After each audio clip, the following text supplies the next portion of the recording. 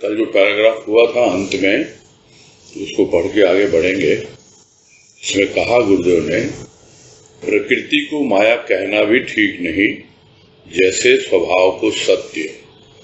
सत्य काल्पनिक भी हो सकता है, किंतु स्वभाव काल्पनिक नहीं। स्व की अनुभूति यदि व्यक्ति को न हो सकी तो स्वयं दोषी क्यों होने लगा।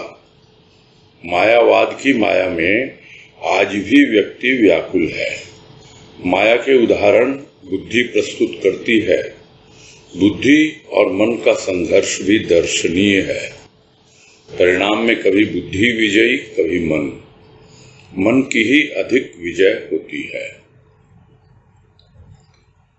और इसमें यही समझने का प्रयास किया था हमने कि अक्सर लोग प्रकृति को माया ही समझ लेते हैं, किंतु वास्तव में माया जो है वो भ्रम का ही एक रूप होता है।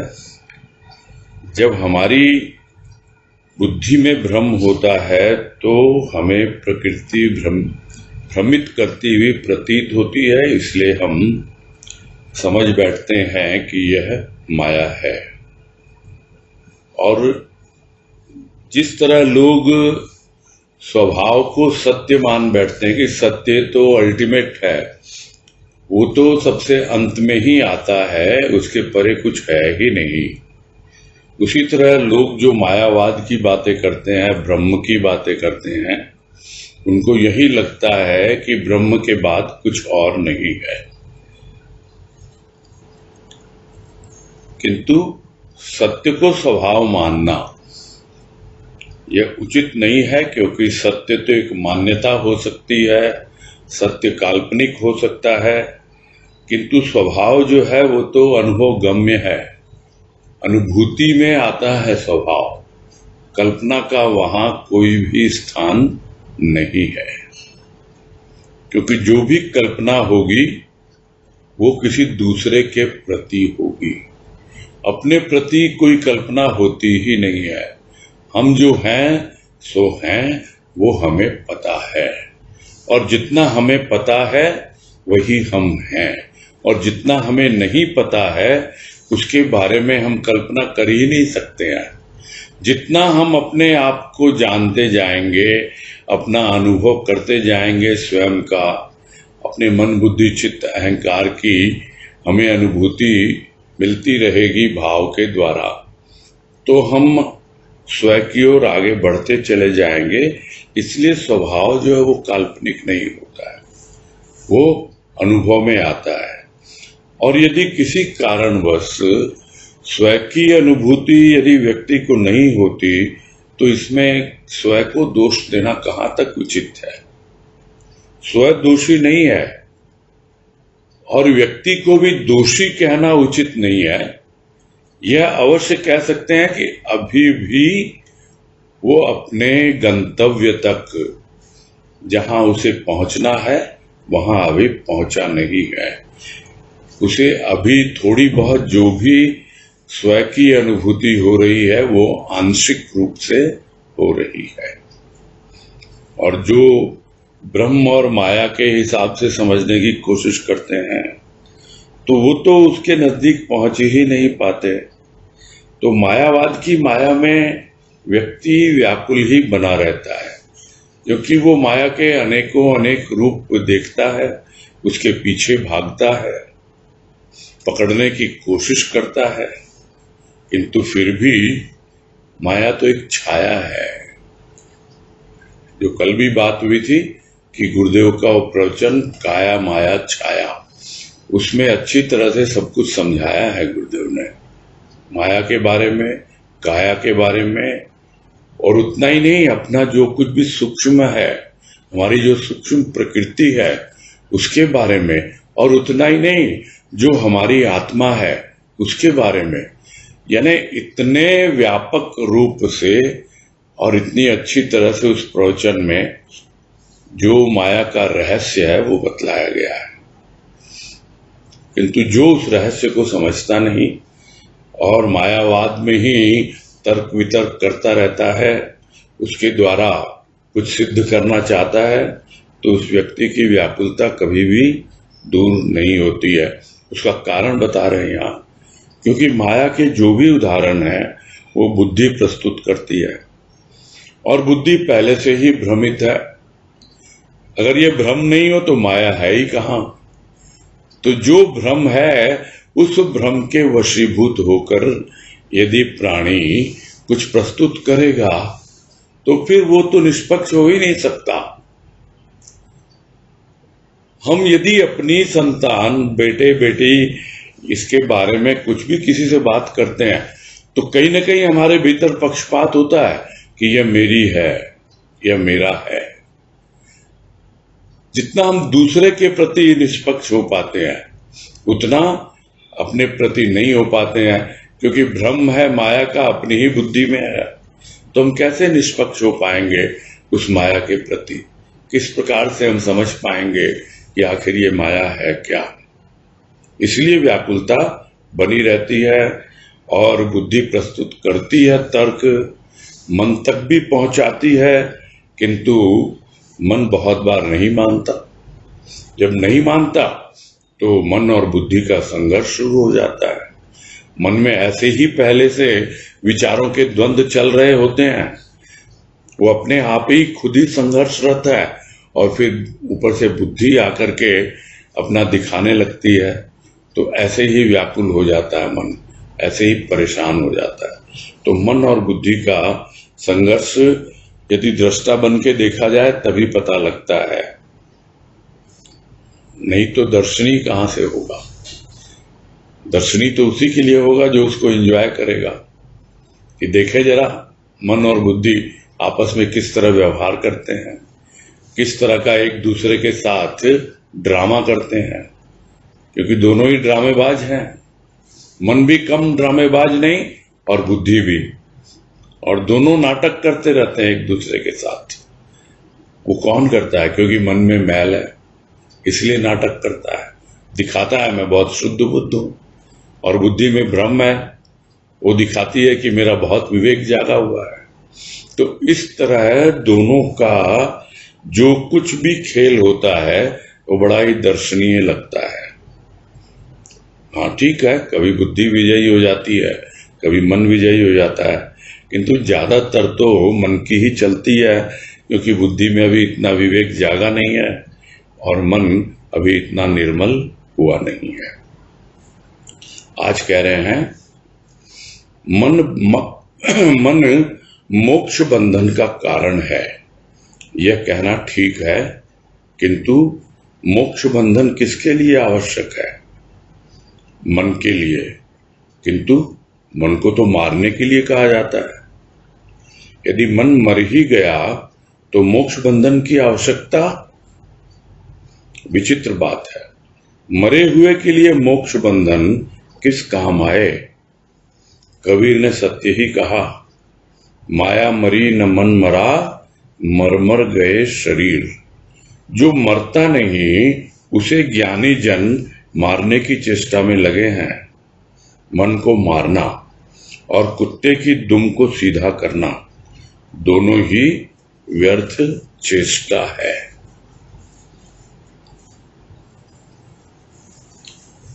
और यह समझा रहे हैं कि ज्ञानी जन क्या कर रहे हैं।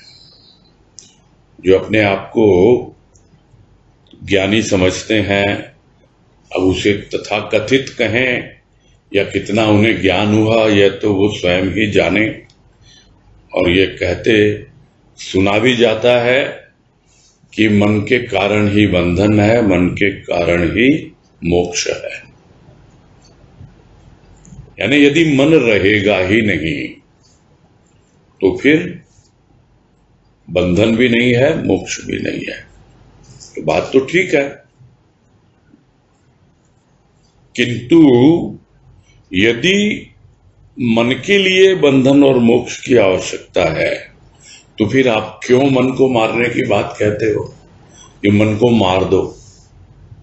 ये मन, जो पहले भी कई जगह गुरुदेव ने कहा है, ऐसे शब्द भी इस्तेमाल किए हैं कि ये मन साला पाजी है, इसको मार दो, इसको दबा दो, कुचल दो।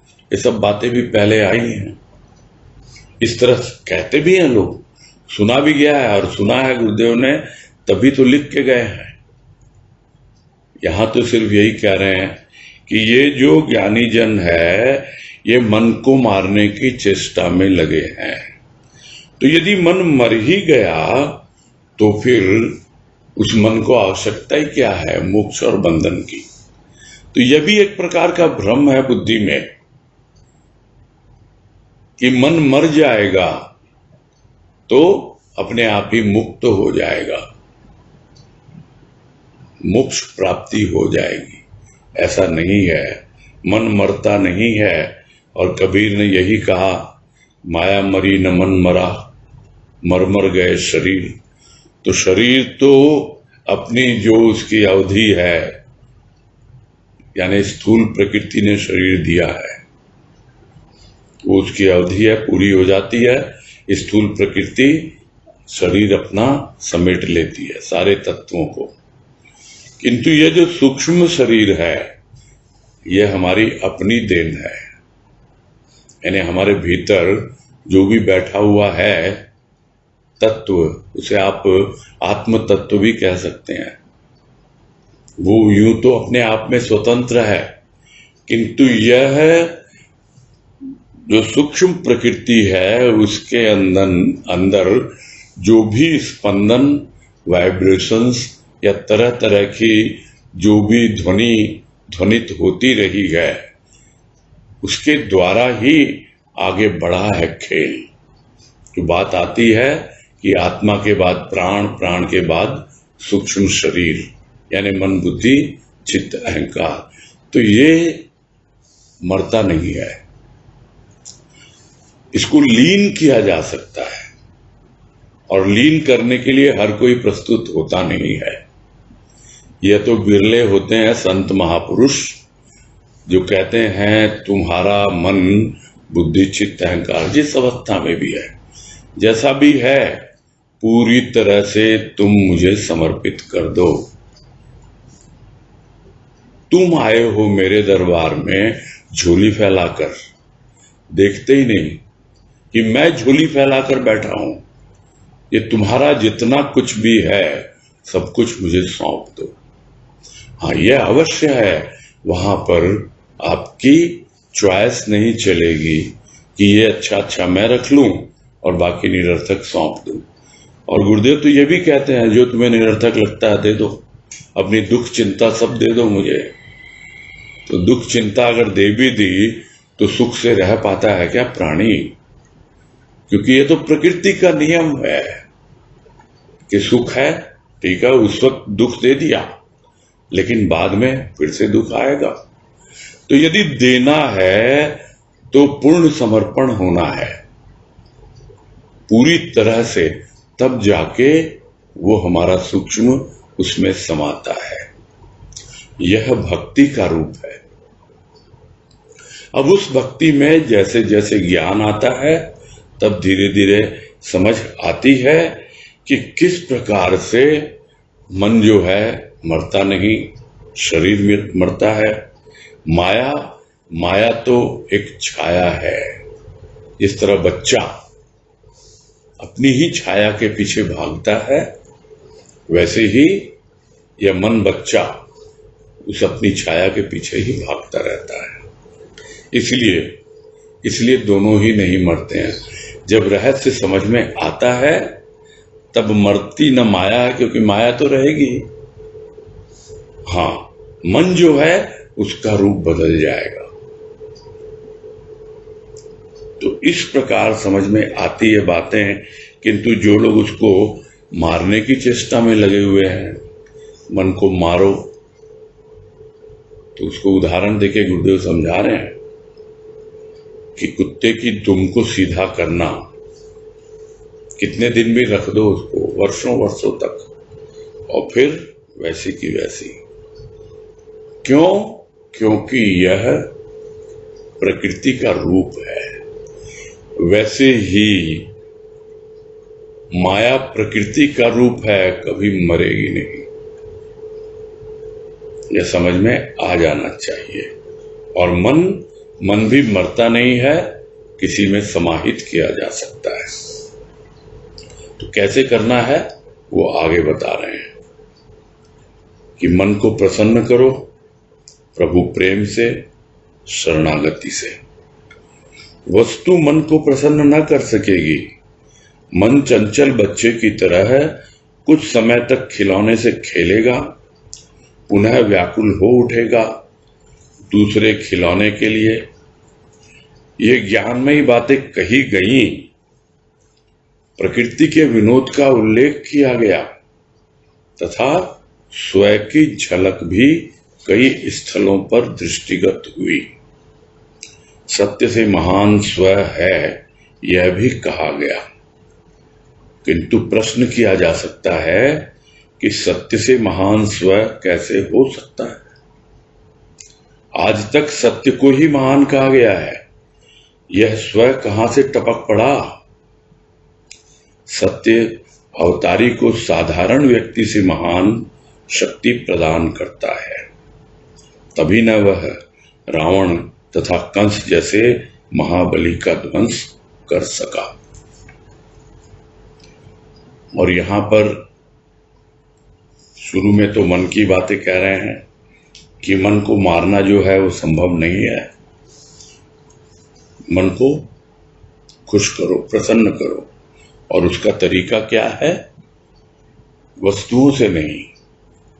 वस्तुओं से चंचल बच्चे की तरह एक वस्तु खिलौने से खेलेगा, फिर दूसरी, फिर तीसरी, तो उसका कोई अंत नहीं है। किंतु जब प्रभु से प्रेम करेगा, प्रभु की शरणागति लेगा, तब उसको समझ में आएगा कि अब धीरे धीरे मन जो है उसकी चंचलता कम हो रही है। नहीं तो मन चंचल बच्चे की तरह है, उन वस्तुओं से खेलता है कुछ समय के लिए, समझता है मैं प्रसन्न हो रहा हूं, किंतु वो प्रसन्नता नहीं है। वो तो फिर व्याकुल हो उठता है दूसरे खिलौने के लिए, जैसे बच्चा व्याकुल हो उठता है। और ये सब बातें बहुत विस्तृत रूप से जो लेख हुआ शुरू में, मन और तन, उसमें हमने समझी है, जो गुरुदेव ने समझाया। इसके बाद जो बातें कह रहे हैं वो कुछ अलग संदर्भ में है, और वो संदर्भ ये है कि इतनी जो बातें कही गई अभी तक वो क्या थी। तो सबको ही कहेंगे बड़ी ज्ञान से भरी हुई बातें थी, ज्ञानमयी बातें थी, और उसके साथ साथ थोड़ा बहुत प्रकृति के विनोद की भी चर्चा हुई कि किस तरह प्रकृति खेल दिखलाती है, किस तरह प्रकृति भ्रमित करती है, किस तरह प्राणी माया में भ्रमित हो जाता है, और भी बहुत तरह की बातें कि प्रकृति बार बार घुमाती रहती है, चक्कर कटाती रहती है। तो ये सब प्रकृति का विनोद है, प्रकृति का खेल है, उसका उल्लेख भी किया गया। और इन्हीं दोनों बातों के बीच, यानी कुछ ज्ञान की बातें और कुछ प्रकृति की बातें, इनके बीच में कहीं कहीं स्वयं की झलक भी दिखलाई पड़ी है। यानी गुरुदेव कह रहे हैं कि मैंने तो प्रकाश डालने का प्रयास किया है, यह नहीं कि सिर्फ शुष्क ज्ञान दिया है और या फिर सिर्फ प्रकृति की ही बातें की हैं। स्वयं की झलक भी कई जगहों पर दृष्टिगत हुई है और उन्होंने प्रयास किया है उस पर प्रकाश डालने का। अब दृष्टिगत उनके हुई है, हमारी दृष्टि में वो आया कि नहीं, हमें वो भाव की दृष्टि है कि नहीं, कि हम समझ पाए कि हाँ भाई जो गुरुदेव ने इतना कुछ समझाया वहां पर हमें थोड़ा सा समझ में तो आया कि स्व आखिर होता क्या है और किस प्रकार से हम स्वयं की झलक पा सकते हैं। और यह भी कहा गया कि स्व जो है सत्य से महान है। तो यह प्रश्न तो सभी के मन में उठा होगा, क्योंकि अभी तक यही सुनते आए हैं कि हमारी सत्संग का आधार सत्य है। सत्य के लिए बाबा ने सूखी पत्तियां चबाई, पूरा जीवन उत्सर्ग कर दिया। सत्य के लिए गुरुदेव ने ये किया वो किया। तो यह सब बातें तो होती आई हैं। और फिर यदि गुरुदेव स्वयं कहें कि स्वयं तो सत्य से भी महान है, तो कैसे बात हजम होगी? इतनी आसानी से होती नहीं है। तो यही समझा रहे हैं कि यह बात भी आई है, तो प्रश्न उठना स्वाभाविक है कि भाई सत्य को स्वयं से महान कैसे कहा गया? क्या यह होता है? अगर होता है तो कैसे हो सकता है? अब कैसे हो सकता है उसको एक्सप्लेन कर रहे हैं, ताकि हमारा पूरा का पूरा इस संदर्भ में जो कॉन्सेप्ट है वो क्लियर हो जाए। और वो क्या? कि सत्य अवतारी को साधारण व्यक्ति से महान शक्ति प्रदान करता है। तो सत्य क्या करता है? जब वो अवतारी अवतार लेता है, आता तो है एक साधारण व्यक्ति के रूप में, किंतु उसको कुछ ऐसी प्राकृतिक शक्तियां प्रदान करके भेजता है, इतनी पॉजिटिविटी भरकर उसके साथ सत्य भेजता है कि महाबली जैसे रावण और कंस, उनका भी ध्वंस हो जाता है, उनका भी वध हो जाता है। राम के द्वारा रावण का, कृष्ण के द्वारा कंस का। किंतु वो शक्ति आई कहां से? वो शक्ति प्रदान करने वाला सत्य है। तो फिर हम क्यों कहते हैं अज्ञात शक्ति, अज्ञात शक्ति? हमें तो कहना चाहिए कि यह सत्य की शक्ति है। इसलिए कहते हैं क्योंकि सत्य अभी हमारे लिए अज्ञात है। और गुरुदेव यही कहते हैं कि वो अज्ञात हो सकता है, अज्ञेय नहीं है, उसको जाना जा सकता है। तो जानने के लिए यही पर्याप्त है कि वो साधारण व्यक्ति को भी इतनी महान शक्ति से विभूषित करता है, ताकि असंभव से लगने वाले कार्य, यानी जो प्राकृतिक रूप से संभव नहीं है, वह संभव कर देता है। और ऐसे लोगों को लोग अवतारी कहते हैं। इसीलिए सत्य को महान कहा गया है। किंतु ये स्व कहां से टपक पड़ा, वो आगे बतला रहे हैं कि अवतारी से महान सत्य और सत्य से महान स्व है। सत्य मान्यता है, स्व मान्यता नहीं। सत्य की उपलब्धि है लिए, अच्छा ये के होगा यहां। सत्य की उपलब्धि के लिए ज्ञान ध्यान साधन की आवश्यकता है। स्व के लिए परिचय हुआ, भ्रांति निवारण हुआ। मान्यता अन्य की जाती है। जहां अन्य नहीं, वहां मान्यता कैसी? और यहां समझा दे रहे हैं अच्छी तरह से कि क्यों स्व को सत्य से भी महान कहा गया है। कि अवतारी से महान सत्य क्यों? क्योंकि अवतारी को जितनी भी महान शक्ति है वो देने वाला सत्य है। और सत्य से महान स्व ये कैसे है वो समझा रहे हैं कि सत्य क्या है? मान्यता है। यानी प्रथम कल्पना करते हैं, मानते हैं उसको।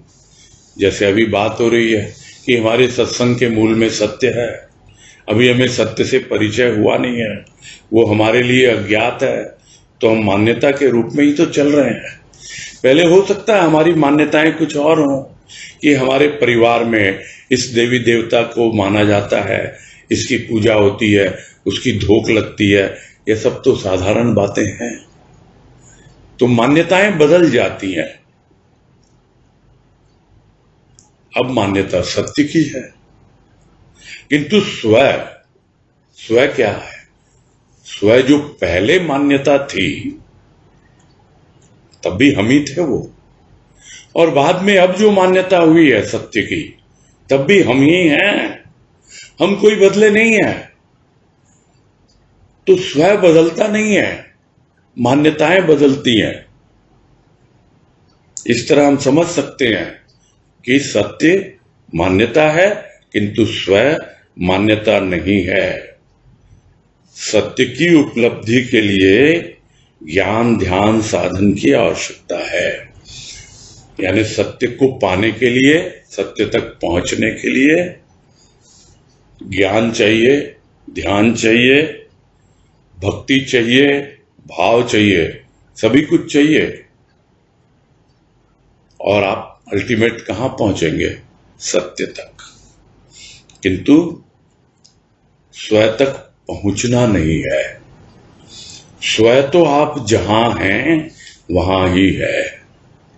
उसके लिए चाहिए परिचय, और उस परिचय में बाधक कौन है? उस परिचय में बाधक है आपकी सूक्ष्म प्रकृति। जिस दिन यह रहस्य समझ में आ जाता है, तब सारे पर्दे हटने शुरू हो जाते हैं। कोई किसी का बाधक नहीं, मैं ही स्वयं का बाधक, मैं ही स्वयं का उद्धारक। एक वाणी में कहा गुरुदेव ने यही बात कि मैं ही उद्धारक हूं। किसका? खुद का उद्धारक मैं ही हूं। मैं किससे उद्धार मांग रहा हूं? और एक प्रवचन भी कहा, उद्धार क्या मांग रहा है तू? इसका शीर्षक ही है कि उधार चुका दे। यह जो उधार तूने प्रकृति से लिया हुआ है, जिसके कारण तुझे यह शरीर मिला है, बस उसको चुका दे। ये मानव शरीर उधार के रूप में मिला है, और यह जो तेरा सूक्ष्म शरीर है, इसका भी उधार चुका दे। इस पे तेरे ऋण चढ़ा हुआ है। किसका ऋण? तो लोग बताते हैं क्या ऋण है? पितृ ऋण, शास्त्रों का ऋण, और सबसे महत्वपूर्ण है गुरु का ऋण। ये सारे ऋण हैं, ये उधार हैं। जिस दिन ये उधार चूक जाते हैं या चुक जाते हैं, क्योंकि उसके पहले तो प्राणी हर बार चूकता ही रहता है, उधार चुका नहीं पाता है। जिस दिन उधार चुक जाएगा, बस अपने आप ही उद्धार हो जाता है। तो स्व तो वहां पर है। जहां जहां बाधाएं आ रही हैं, उन बाधाओं को देखना है। इसलिए स्व के लिए चाहिए परिचय, और जैसे ही परिचय हुआ, अब कोई भ्रांति नहीं है, सारा भ्रम दूर हुआ। अब सतगुरु दर्शे भ्रम न निवारत कोई, बिन सतगुरु दर्शे। अब सतगुरु का दर्शन उसके वास्तविक रूप में होता है कि वो सतगुरु जो दर्पण बन के बैठा था, जिसने मुझे अपना चेहरा दिखाया, मेरा स्वरूप दिखाया, आज वो दर्पण भी हट गया, वो रूप भी हट गया, अब केवल रह गया स्व। तब भ्रांति का निवारण होता है। जबकि मान्यता क्या होती है? अन्य की जाती है और की जाती है, लेकिन जहां खुद है, स्वयं है, अन्य है ही नहीं वहां पर, तो वहां मान्यता की बात आएगी कहां से? हम मानेंगे किसको? मानेंगे कोई दूसरा है इसलिए, लेकिन अपने आप को क्या मानेंगे? हम तो हैं, हमको पता है कि हम हैं, हमको किसी को मानने की जरूरत नहीं है, हमें कुछ कल्पना करने की जरूरत नहीं है कि हम हैं। हमें बस अपने परिचय की आवश्यकता है कि हम हैं, तो आखिर हम कहां हैं, कौन सी अवस्था में हैं, और जैसे जैसे अपना परिचय मिलता जाता है उसके लिए चाहिए दृष्टि भाव की, तब अपने आप ही वह भाव हमें स्वभाव तक ले जाता है।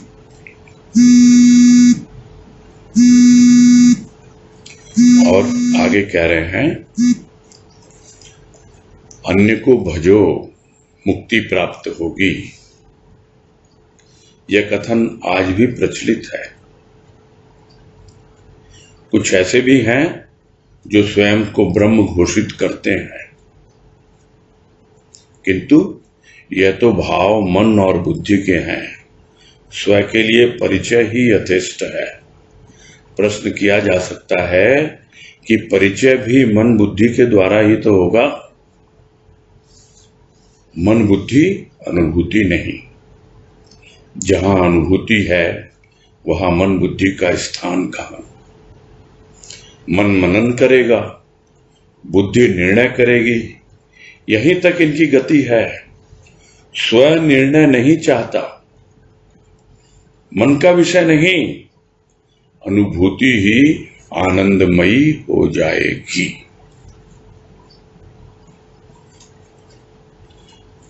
और इस पैराग्राफ में थोड़ी गंभीर बात गुरुदेव ने कह दी है और उसको बड़ी गंभीरता से हमें समझना होगा। यह तो सब जानते हैं कि मुक्ति प्राप्त करनी है भाई, प्रभु का भजन करो। तुम किसको भजोगे मालूम ही नहीं है, चलो भक्ति करो, दूसरों को भजो, इस भगवान को मानो, उस भगवान को मानो तो मुक्ति प्राप्त होगी। और इस तरह की बातें आज भी कही जाती हैं। ये कथन बहुत प्रचलित है कि ये तो भक्ति के लिए कहते हैं लोग। दूसरी ओर ऐसे भी ज्ञानी हैं जो अपने आप को कहते हैं अहम ब्रह्मास्मि, यानी मैं ब्रह्म हूं, अपने आप को ब्रह्म घोषित करते हैं। किंतु यह सब भाव विचार जो भी हैं ये तो मन बुद्धि तक ही सीमित है। भले ही वो भक्ति हो, भले ही वो ज्ञान हो। स्व के लिए तो परिचय ही यथेष्ट है। बार बार एक ही बात गुरुदेव समझा रहे हैं कि स्व का परिचय प्राप्त करो, वही उसके लिए पर्याप्त है, वही उसके लिए यथेष्ट है। प्रश्न उठ सकता है कि भाई किसी से भी हम परिचय पाते हैं तो अपने मन और बुद्धि के द्वारा ही तो परिचय पाते हैं। बिल्कुल सही बात है। ये तो हुआ ऊपरी परिचय, किंतु उस परिचय के द्वारा जो मन और बुद्धि ने हमें परिचय दिया, उसके द्वारा हमें क्या अनुभूति हुई और वो कहां हुई, उसको कौन देख रहा है, उसको कौन समझ रहा है। बस इतनी सी बात यदि हमें समझ में आ जाए कि मन ने अपना कार्य कर दिया, बुद्धि ने अपना कार्य कर दिया, अब जो अनुभूति हुई है वो कहां हुई है, उसको कोई नकार नहीं सकता है। तो जहां पर मन बुद्धि है वहां पर अनुभूति नहीं है। अनुभूति मन बुद्धि के द्वारा आती है, आ सकती है, किंतु फिर यदि मन बुद्धि वहां मौजूद रहेंगे तो फिर अनुभूति नहीं कहलाएगी। वो जिस तरह समझाया पहले गुरुदेव ने चिंतन मनन ध्वनि में कि अनुभव कहां आया, सूक्ष्म में आया, कहीं से भी आया, आपने मनन किया उस पर, तो वही बता रहे हैं। मन ने मनन किया और बुद्धि ने निर्णय लिया, तो उनका काम हो गया दोनों का। अब वो जो अनुभूति कहां जा रही है वही स्व की अनुभूति है। यानी अब वो सूक्ष्म है। कौन अनुभव कर रहा है? वो मैं कर रहा हूं। मन बुद्धि नहीं कर रहे हैं वो अनुभव। वो आगे बढ़ रही, कहां जा रही है? पहुंच गई, वो प्राणों तक पहुंच गई। तो कौन अनुभव कर रहा है? प्राण अनुभव कर रहे हैं? नहीं, मैं अनुभव कर रहा हूं। यानी हर अवस्था में उस अपने स्वयं को यहां मैं से उसको संबोधित किया जा रहा है, किंतु वास्तव में वो परिचय स्वयं का होता रहता है अनुभूति के द्वारा, और उसी को स्वानुभूति कहा जाता है। यह सहानुभूति नहीं है। सहानुभूति होती है कोई हमारे सह होता है, यानी साथ होता है, उसके साथ जब हमारी अनुभूति जुड़ती है तब वो सहानुभूति होती है। यहाँ कोई साथ नहीं है, यहाँ तो स्वयं है, और यह स्वयं की अनुभूति है। तो जहाँ अनुभूति है वहाँ मन और बुद्धि का कोई स्थान नहीं है, क्योंकि मन और बुद्धि का काम है मनन करना, निर्णय लेना, बस यहीं तक गति है इनकी। तो स्वयं निर्णय नहीं चाहता है, स्वयं मन का विषय नहीं है। जो आ गया कहीं से भी मिल करके आपके पास, आप उस अनुभूति को बढ़ाते जाएं। उस अनुभूति में जो भी थोड़ा बहुत आपको गहराई समझ में आती है, जो थोड़ी बहुत गंभीरता समझ में आती है, थोड़ी प्रगाढ़ता जो आती है, वो भाव के द्वारा ही आती है। और तब जाकर के आप एक आनंद की अनुभूति करते हैं, तो धीरे धीरे वो अनुभूति ही आनंदमयी होती जाएगी, और साथ साथ हमारा जो धरातल है वो स्वयं की ओर बढ़ता चला जाएगा। आगे कह रहे हैं, स्वयं को आत्मा, परमात्मा, ब्रह्म, सत्य कहना भी स्वयं को सीमित करना है। सृष्टि प्रलय आज हो या कल, स्वयं का प्रलय नहीं। स्वयं में सभी मान्यताएं, सभी भाव लय हो जाते हैं, प्रलय कैसी। सत्य का दर्शन दुर्लभ, स्वयं में समाया सत्य तथा विश्व। और जो बातें अक्सर उठती रहती हैं भीतर, जो प्रश्न उठते रहते हैं, वो उसको और एकदम स्पष्ट कर रहे हैं गुरुदेव यहां, कि स्वयं को आत्मा, परमात्मा, ब्रह्म, सत्य, यह कहना भी सत्य, स्वयं को सीमित करना है। यानी स्वयं, आत्मा, परमात्मा, ब्रह्म, सत्य, इन सबसे ऊपर है। अन्यथा इसमें लाएंगे तो आप सीमित कर देंगे, उसको सीमित कर देंगे, यानी अभी भी आपका भाव स्वभाव तक नहीं पहुंचा, स्वयं तक नहीं पहुंचा। अभी भी आप आत्मा परमात्मा में ही लगे हुए हैं, अभी भी आप ब्रह्म और माया में लगे हुए हैं, अभी भी प्रकृति पुरुष में लगे हुए हैं, अभी भी सत्य और मिथ्या में लगे हुए हैं। सिर्फ कहने से नहीं कि ब्रह्म सत्य माया मिथ्या, ऐसा नहीं है। वहां पर पहुंचने के बावजूद भी आपकी यात्रा अभी पूरी हुई नहीं है। स्वयं को सीमित करना है, यानी आप खींच के ला रहे हो। जैसे शुरू तो हमने किया, कहाँ हमें अनुभूति हुई, उसमें हमने स्वयं को हम लेके आए हैं। वहां हमें पता है कि हम स्वयं को सीमित कर रहे हैं। जहां भी हमारी अनुभूति का धरातल है, चाहे वो सूक्ष्म है, सूक्ष्मतर है, सूक्ष्मतम है, फिर भी वो सूक्ष्म से परे तो नहीं है ना, यह हमें पता है। हम सीमित कर रहे हैं उसे, किंतु फिर भी जो सूक्ष्म में था, सूक्ष्मतम में वो स्वयं का अनुभव या अनुभूति बिल्कुल अलग होगी। उसमें आनंद का अतिरेक होगा, आनंद की अनुभूति कुछ अलग होगी। और जब पूरी तरह से स्वयं तक पहुंचेगा तो फिर अलग ही बात है।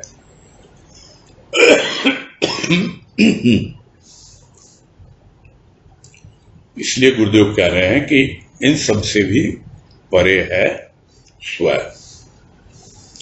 सृष्टि प्रलय आज हो या कल, तो सृष्टि का प्रलय होता है, क्योंकि बात तो वही है, जहां सृष्टा है वहां दृष्टा है। कल जो बात आई, और दृष्टा है इसीलिए सृष्टि है। जिस दिन दृष्टा, ये पूरा जो दृश्य चल रहा है प्रकृति का, उसको अपने में समेट लेता है, तो वो जो दृष्टा है वही सृष्टा में समा जाता है, और उसी को प्रलय का नाम दिया जाता है। तो सृष्टि का प्रलय है, आज हो या कल हो, किंतु स्वयं का प्रलय नहीं है। यह बात समझ लेनी चाहिए, क्योंकि स्वयं की रचना नहीं हुई है। सृष्टि की रचना हुई है, स्वयं की रचना नहीं हुई है। स्वयं तो अपने आप में है, जिसे कहा जाता है स्वयंभू। स्वयंभू मतलब वो तो है ही, उसके अलावा कुछ नहीं है। और जितनी भी मान्यताएं, जितने प्रकार के भाव विचार, सब कहां जाते हैं, किसमें लय होते हैं? स्वयं में ही होते हैं। प्रलय की बात है ही नहीं वहां पर। सब लय हो जाते हैं जब संपूर्ण रूप से स्वयं में लय हो जाता है हमारा सूक्ष्म, तो अपने आप सब कुछ लय हो गया, कुछ भी बचा नहीं। प्राणी को तो सत्य के दर्शन ही दुर्लभ हैं, यानी सत्य की अनुभूति ही बहुत कठिन है। और जब सत्य के दर्शन हो गए तो दुर्लभ सुलभ हो गया। अब तो स्वयं में समाया। कौन समाया? वो सत्य भी समाया और पूरी सृष्टि भी समाई। ये पूरा विश्व और सत्य वो स्वयं में समा जाता है। यानी इतना स्पष्ट रूप से गुरुदेव अपनी अनुभूति यहां लिख रहे हैं, जिसे कहते हैं कि मेरे लिए सत्य का दर्शन ही दुर्लभ हो रहा था, किंतु किसी की कृपा से, अपनी कृपा से, उसकी कृपा से सत्य का दर्शन हुआ, यानी सूक्ष्म में अनुभव हुआ। स्थूल सूक्ष्म उसको छोड़ के आगे बढ़ा और वो सत्य भी स्वयं में समाया। और स्वाभाविक है, पूरा विश्व यानी पूरी सृष्टि उस स्वयं में ही समा गई। आगे कह रहे हैं, मान्यता को प्रधानता प्रकृति का उपासक देता है, इसीलिए न किसी को अपने से महान और न किसी को क्षुद्र मानता है। अन्यथा कौन क्षुद्र कौन महान, मान्यता ही प्रधान। स्वयं का भाव नवीन नहीं, किंतु इसकी चर्चा आज नवीन। सत्य तक मनुष्य का अनुभव पहुंचा, इसके पश्चात भी कुछ है, उसकी न खोज की न अनुभव किया।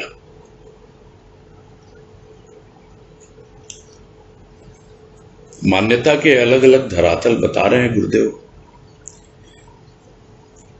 कि प्रकृति में जिस तरह अलग अलग धरातल हैं सूक्ष्म प्रकृति में, उसी तरह जो भी मान्यता को प्रधानता देता है वो प्रकृति की उपासना में ही लगा रहता है। ठीक है, आगे बढ़ेगी मान्यताएं। यदि सत्य की मान्यता हो तो एक न एक दिन सत्य तक पहुंचा ही जाएगा ना। और यदि हम सत्य को महान मानते हैं तो स्वाभाविक है, हम जिसको महान मानते हैं, अभी तो हम गुरुदेव को महान मानते हैं, बाबा को महान मानते हैं, हम जानते ही नहीं है, भले ही वो अपने वाणी में लिख के चले जाएं कि सत्य संत और सती इनमें कोई फर्क नहीं होता है। संत सत्य का ही अवतार होता है। ये सब बातें भले ही लिख जाएं, किंतु अभी भी हम उस संत को समझ नहीं पाते हैं। हमारी मान्यता अभी भी प्रकृति को प्रधान मानती है, भले ही वो स्थूल प्रकृति या सूक्ष्म प्रकृति। तो अपने से महान किसको मान रहे हैं हम? किसी व्यक्ति को मान रहे हैं। अपने से महान किसको मान रहे हैं हम? उसके गुणों को मान रहे हैं। अपने से महान किसको मान रहे हैं हम? जिस पर उनका पूरा जीवन आधारित है, तो उसी को महान माने ना। सत्य को महान माने तो ऐसा प्राणी किसी न किसी को तो महान मानेगा ही, और किसी को क्षुद्र मानेगा। तो कोई क्षुद्र नहीं, कोई महान नहीं है। ये मान्यता ही है जो क्षुद्र और महान की बातें करती है।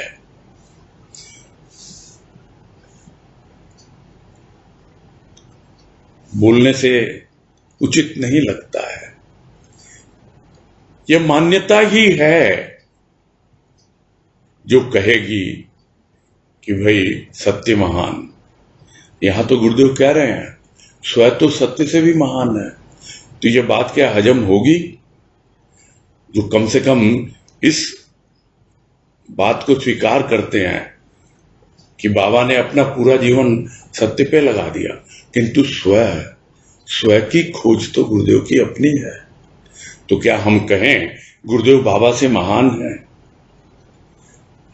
ये तो अपनी मान्यताएं हैं जो किसी को छोटा किसी को बड़ा कहती है। अन्यथा कोई अंतर नहीं है। जो गुरुदेव हैं वही बाबा है। दोनों स्वयं का भाव जहां आ जाता है, दोनों एक ही हैं। तो स्वयं का भाव कोई नया नहीं है। हाँ, इसकी चर्चा जो आज हो रही है वो नवीन है। आज मतलब अभी की बात नहीं है। गुरुदेव तो लिख के गए, पता नहीं कितनों से चर्चा की उन्होंने कि नहीं की, क्योंकि चर्चा तो मौखिक होती है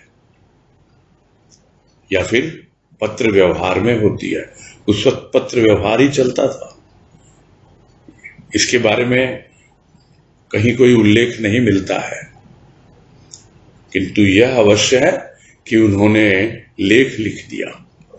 उस लेख का उल्लेख अवश्य है और उस लेख को हम पढ़ रहे हैं आज। तो आज इसकी चर्चा हो रही है और बड़ी नई लग रही है हमें। तो कुछ नवीन भाव हो सकता है इसकी चर्चा पहले गुरुदेव ने की हो सकता है इसकी चर्चा और लोगों ने भी की हो पहले, किंतु आज इसकी चर्चा कुछ अलग लग रही है, कुछ नवीन लग रही है। तो स्वयं का भाव नवीन नहीं है, किंतु इसकी चर्चा नवीन है। सब बातें करते हैं स्व, किंतु उसके बारे में चर्चा नहीं करते हैं। क्यों नहीं करते? क्योंकि सत्य तक ही मनुष्य का अनुभव नहीं पहुंच पाता, और यदि पहुंच भी गया तो उसके पश्चात भी कुछ है, तो उसकी न खोज की और न अनुभव किया, किंतु गुरुदेव ने किया। यहां गुरुदेव स्पष्ट लिख रहे हैं कि भाई मुझे बाबा की कृपा से सत्य का अनुभव मिल गया, किंतु मैंने स्वयं की चर्चा सुनी या मेरे भीतर से उमड़ा कि ये स्व आखिर होता क्या है। तो मैंने खोज की, स्व की, और अनुभव भी किया। यही बता रहे हैं कि सत्य तक मनुष्य का अनुभव पहुंचा, किंतु उसके पश्चात भी कुछ है, उसकी न खोज की और न अनुभव किया। किंतु भाई गुरुदेव आपने तो खोज की ना, और आप अपने अनुभव को ही लिख के जा रहे हो, तो फिर कैसे कह दें? तो प्रारंभ कहां से होता है? प्रारंभ होता है मान्यता से, और मान्यता के द्वारा कुछ ऐसा माने ना, किसी व्यक्ति को नहीं माने, उसके सूक्ष्म को तो समझें, फिर उस सूक्ष्म से परे कहां हमारी मान्यता लेके जाएगी। जहां मान्यता पूरी हो जाती है वहां भी कुछ बच जाता है। कोई आत्मा को मानता है, परमात्मा को मानता है, कोई ब्रह्म को मानता है, कोई पुरुष को मानता है। ये सब बातें चलती रहती हैं। कोई सत्य को मानता है, किंतु उससे परे भी कुछ है, उसके पश्चात भी कुछ है। उसकी खोज पहले हुई नहीं, गुरुदेव ने की है, और आज उनकी कृपा है कि हम उनके अनुभव से कुछ सीखने का प्रयास कर रहे हैं। बस पूरा करेंगे।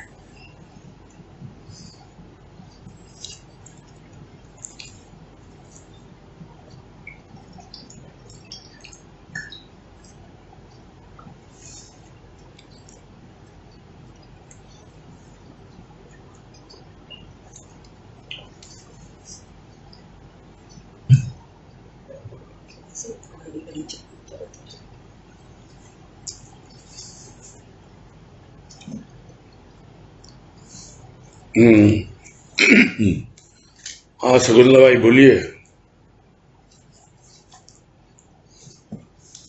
अनम्यूट करो भाई। हाँ हरिओम भैया। हाँ हरिओम हरिओम। हाँ बोलिए। ये कल का है भैया, ये सेकंड पैराग्राफ है कल का। विरोधी अपना प्रभाव विरोधी पर डाल नहीं सकता। हाँ वृत्तियां अनुकूल, प्रभाव भी अनुकूल। हाँ जी। प्रतिकूल भावनाएं प्रतिरोधी उत्पन्न करती है। हाँ जी। हाँ मेरे समझ में नहीं आया। चलो जो आज है उसका उदाहरण लेके समझ सकते हैं। अच्छा वो तो बात ठीक। हाँ समझा रहा हूँ, सुनिए सुनिए, थोड़ा धैर्य रखिए।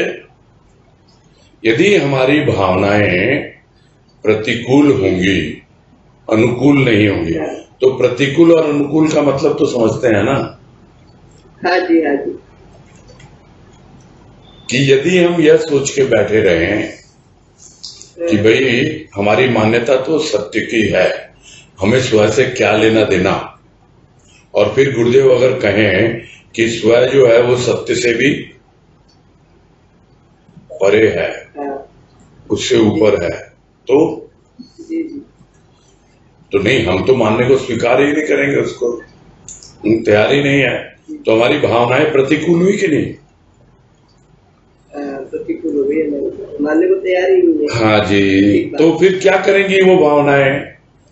प्रतिरोध पैदा करेंगी, यानी वो रुकावट पैदा करेगी। जब तक वृत्तियां अनुकूल नहीं होंगी तब तक प्रभाव भी अनुकूल नहीं होता है। यदि विरोधी भावनाएं हैं तो विरोध पैदा करेंगी, वो प्रभाव डाल ही नहीं सकती है उसके ऊपर। हमको तो नहीं सुनना चाहिए आपकी बात, हमको लेना देना ही नहीं है इन सब चीजों से। हम तो जैसे जी रहे हैं, बड़े मजे में जी रहे हैं, बहुत बढ़िया चल रहा है। ये सब आप लोग लेके बैठे हो, प्रकृति और स्वभाव और ये प्राकृतिक भजन और न जाने क्या क्या, हमको इसमें इंटरेस्ट नहीं है ना। और अगर है भी तो बोले जा रहे हैं, लेकिन मन तो मान नहीं रहा है ना, तो प्रभाव पड़ता नहीं है फिर उसके ऊपर में। ठीक है। तो विरोधी अपना विरोधी पर नहीं डाल सकता। नहीं डाल सकता जी, क्योंकि वो पहले ही आपको प्रतिरोध पैदा करेगा, रुकावट पैदा कर देगा। कैसे प्रभाव डालेगा उसमें? हरिओम। हाँ हरिओम। बहुत अच्छा लगा भैया, बहुत सुंदर है। हाँ ठीक है, अच्छी बात है। एक बात में दो बात सुनने मिल गई भैया। हाँ नहीं ठीक है, कोई बात नहीं, अच्छी बात है, कृपा है गुरुदेव की। हरिओम हरिओम।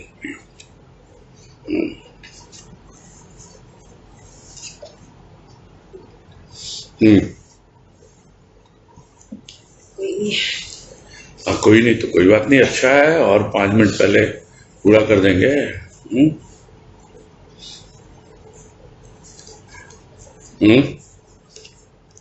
वो होता था, हम लोग भी ऐसे करते थे बहुत। कभी कभी हम जल्दी क्लास छोड़ दिया करते थे कॉलेज में जब थे तो। चलो, अभी तो ये क्लास नहीं है, ये तो सत्संग हो रहा है, किंतु ठीक है प्रश्न। सुधा तुलसियान।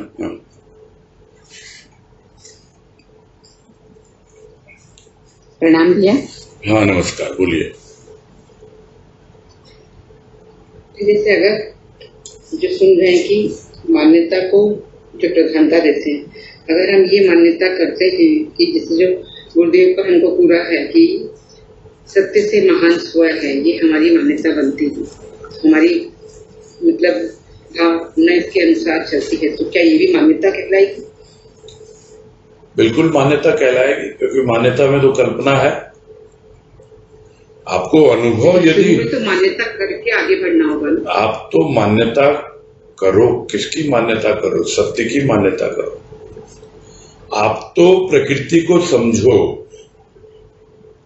प्रकृति के भीतर ही वो छिपा हुआ है, माने आप, अपना आपा, अपना स्वयं कहाँ है।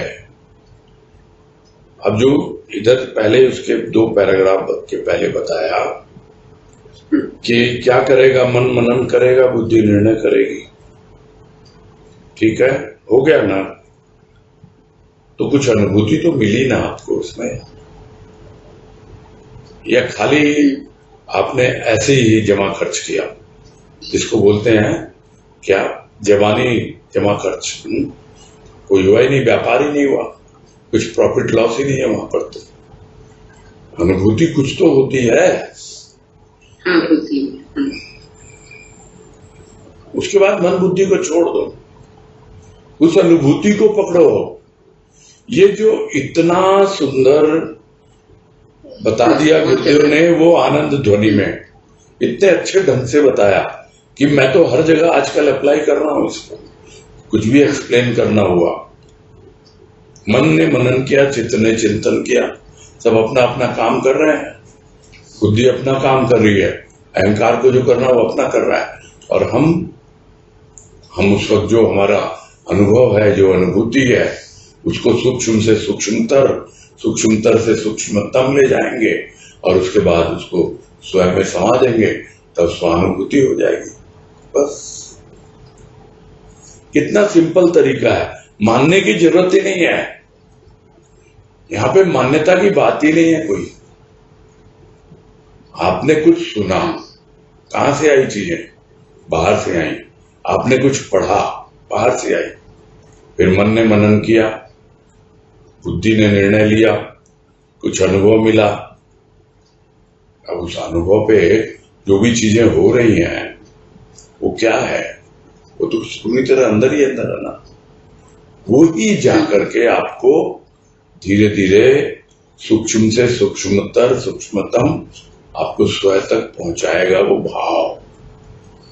जब उस भाव में जो हमेशा से सुनते आए हैं, गंभीरता, गहनता, प्रगाढ़ता, ये आती जाएगी और हम स्वयं तक पहुंचते जाएंगे।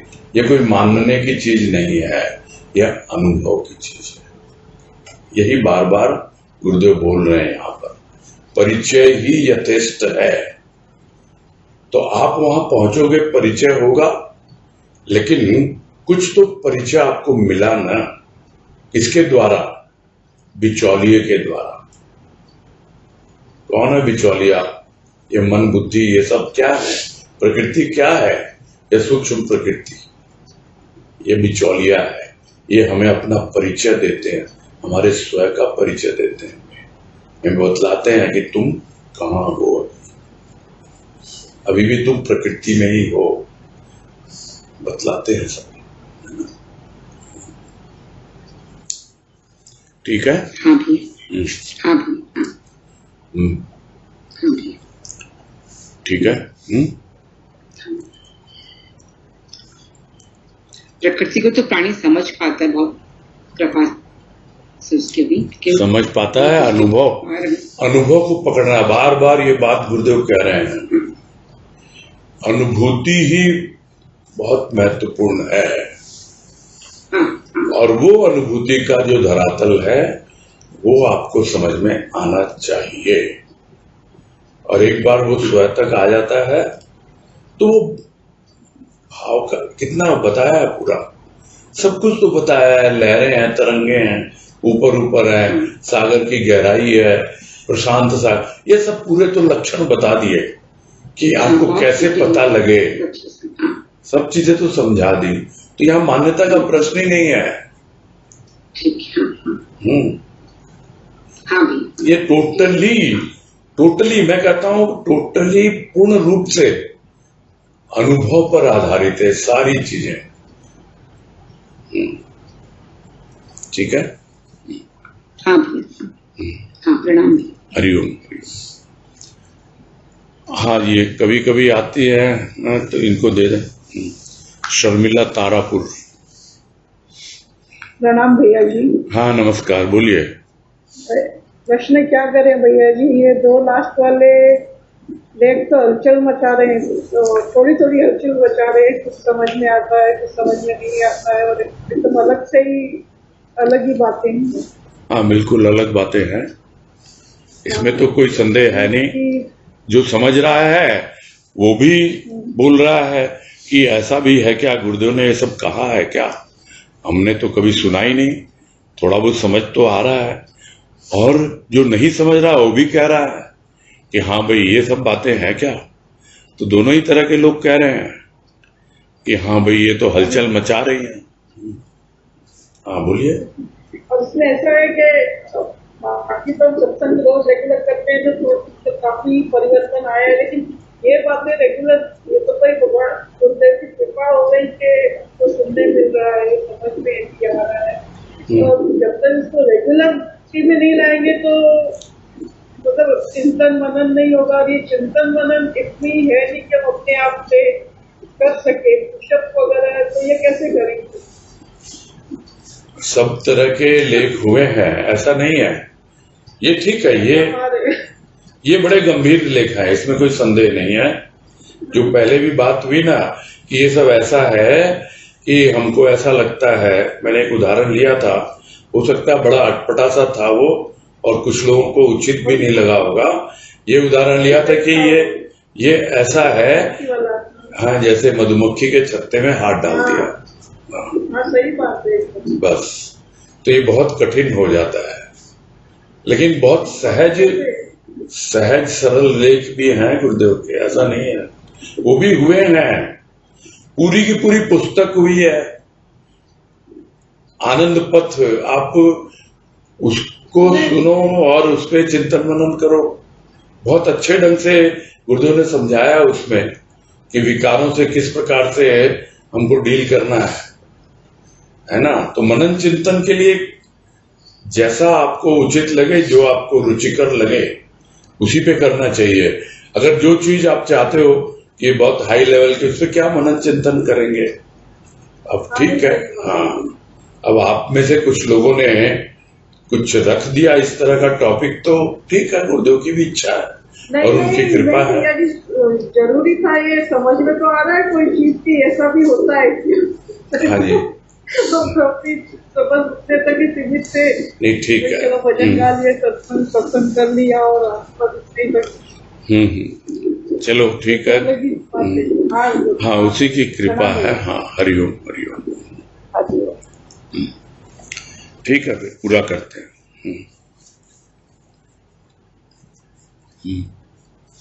अब टाइम नहीं है सरोज बावरी जी, समय हो गया है। कल करिएगा आप अपना, पहले से ही हाथ उठा लीजिएगा दम शुरू से ही, है ना। अभी तो पूरा करेंगे।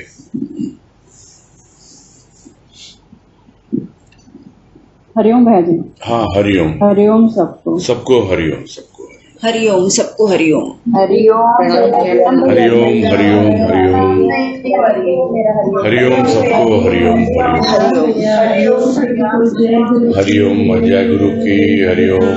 हरिओम भैया। हरिओम।